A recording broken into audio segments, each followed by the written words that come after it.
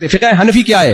فقہ حنفی ہے نبی صلی اللہ علیہ وسلم کے شاگردوں میں ایک جلیل قدر شاگرد تھے عبداللہ ابن مسعود رضی اللہ تعالیٰ عنہ. حضرت علی رضی اللہ تعالیٰ عنہ جب کوفہ ہجرت کر کے گئے ہیں تو 1400 صحابہ صاحب علم حضرت علی کے ساتھ کوفہ گئے تو کوفہ علم کا ایک مرکز بنا. حضرت علی کے شاگرد اور عبداللہ بن مسعود رضی اللہ تعالیٰ عنہ کے شاگردوں میں جلیل قدر شاگرد تھے حضرت علقمہ رضی اللہ تعالیٰ عنہ اشبہ الناس بعبداللہ ابن مسعود. ان کو کہا جاتا ہے عبداللہ ابن مسعود کے سب سے زیادہ مشابہ، سب سے زیادہ علم حضرت علقمہ نے عبداللہ ابن مسعود سے سیکھا. اور عبداللہ بن مسعود نے کس سے علم سیکھا؟ کوئی نیا فرقہ رکھا یا نبی کا علم تھا جو حضرت علقمہ تک ٹرانسفر کیا ہے؟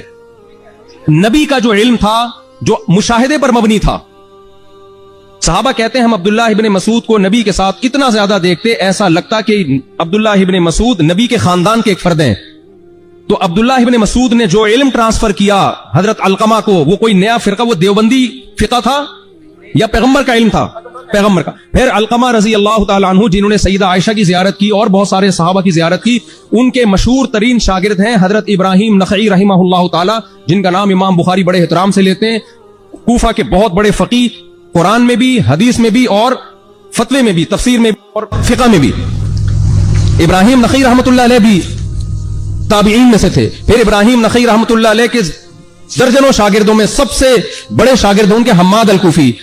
مجھے ایک بات بتاؤ، عبداللہ ابن مسعود نے جو علم علقمہ تک ٹرانسفر کیا وہ دیوبندیت تھی یا اسلام تھا؟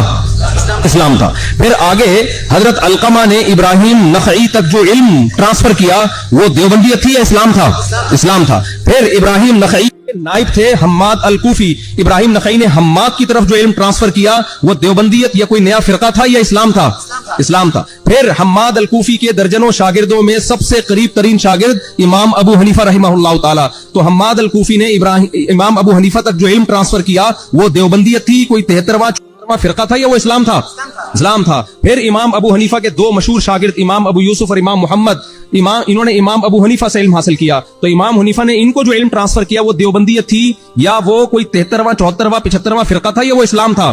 پھر امام محمد نے، امام ابو حنیفہ کے شاگرد نے، امام محمد نے 6 کتابیں لکھ کر اس علم کو مرتب کیا ہے. کوئی نیا فرقے کی بنیاد یا فقہ کی بنیاد نہیں رکھی. وہی علم جو نبی سے ٹرانسفر ہوتا آ رہا تھا اب تک ریٹن فارم میں نہیں تھا.